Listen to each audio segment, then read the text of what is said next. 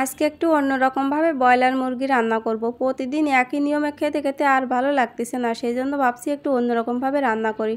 তো মুরগির মাংসগুলো ভালো করে ধুয়ে পরিষ্কার করে নিছি, আর বেশিরভাগ আমি হাড়ের মাংস নিয়ে নিছি। তো হাড়ের মাংসগুলো কিন্তু আমার কাছে একটু ভালো লাগে, সেই জন্য আর কি বাইছে বাইছে আমি হাড়ের মাংসগুলো নিয়ে নিছি। তো লবণ আর হলুদ মাখায় নেব, আর একটু মরিচ গুঁড়া দিয়ে দেবো এর ভিতর, দিয়ে আমি আগে মাখায় নেব মাংসটা একটু ভালো করে। তো এভাবে আগে মাখায় নিলে আমার কাছে একটু ভালো হয়, যে সব মশলা ঝাল লবণ একটু মাংসের ভিতরে ভালোভাবে ঢুকতে পারে আমার কাছে মনে হয়, সেই জন্য আর কি আগে একটু মাখায় আমি সাইড করে রেখে দিলাম। এখন আমি চুলায় কড়াই বসাই দিয়েছি, আমি দিয়ে তারপর তেল দিয়ে দিলাম, আর আমি আলু ভেজে নেব। লবণ আর একটু হলুদ দিয়ে নিলাম, দিয়ে আমি আলুগুলো একটু ভেজে নেব। তো মাংসের আলু কিন্তু ভাজে রান্না করলে আমার কাছে বেশ ভালো লাগে, সেই জন্য আমি একটু আলুগুলো ভাজে নিচ্ছি। তো আলুগুলো ভাজা হয়ে গেছে, আমি এখন তুলে নেব আলুগুলো। তো আলুগুলো তুলে নেওয়া হয়ে গেছে। এখন আমি ওই তেলের ভিতর তেজপাতা দিয়ে দিলাম, দারচিনি এলাচ, আর দিয়ে দিলাম কয়েকটা জিরা। তারপর আমি পেঁয়াজ কুচি দিয়ে দিলাম।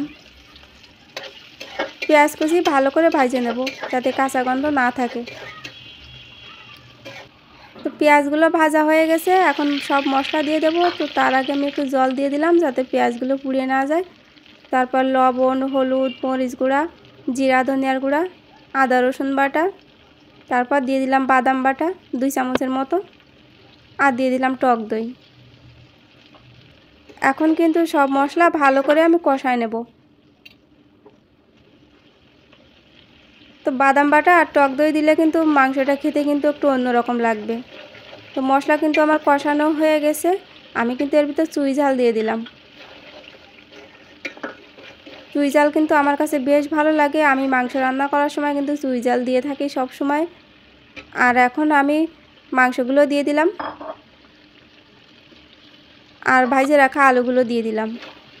এখন আমি ভালো করে কষায় নেব সব কিছু।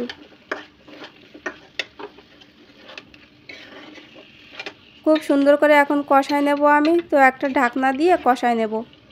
তো ঢাকনাটা আমি দিয়ে দিলাম।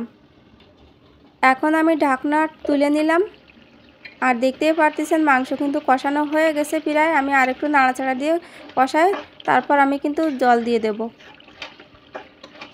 আর মাংসের কালারটা দেখেন অনেক সুন্দর হয়েছে। তো এখন আমি পরিমাণ মতো জল দিয়ে দেব।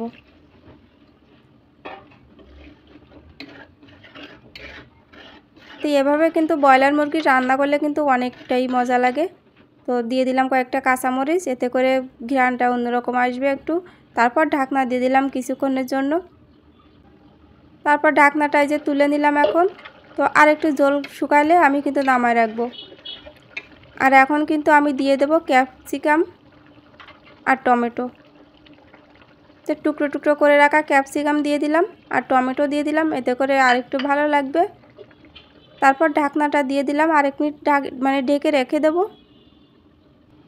তো 1 মিনিট ঢেকে রাখার পরে এই যে ঢাকনাটা তুলে নিলাম, আর এখন দেখতে পাচ্ছেন সব কিছু ভালোভাবে আর কি সেদ্ধ হয়ে গেছে। আর লবণটা কিন্তু আমি চেক করে নিয়েছি। আর আমি গরম মশলা দিয়ে দেব। গরম মশলা দেওয়ার পরে আমি একটা খুন্তি দিয়ে একটু নাড়াচাড়া করে ঝোলের সাথে আর কি গরম মশলা মিশিয়ে নিচ্ছি। তো নামানোর আগে গরম মশলা দিলে কিন্তু খেতে একটু বেশ ভালো লাগে। তো রান্নাটা কিন্তু হয়ে গেছে, এখন আমি নামায় রাখবো।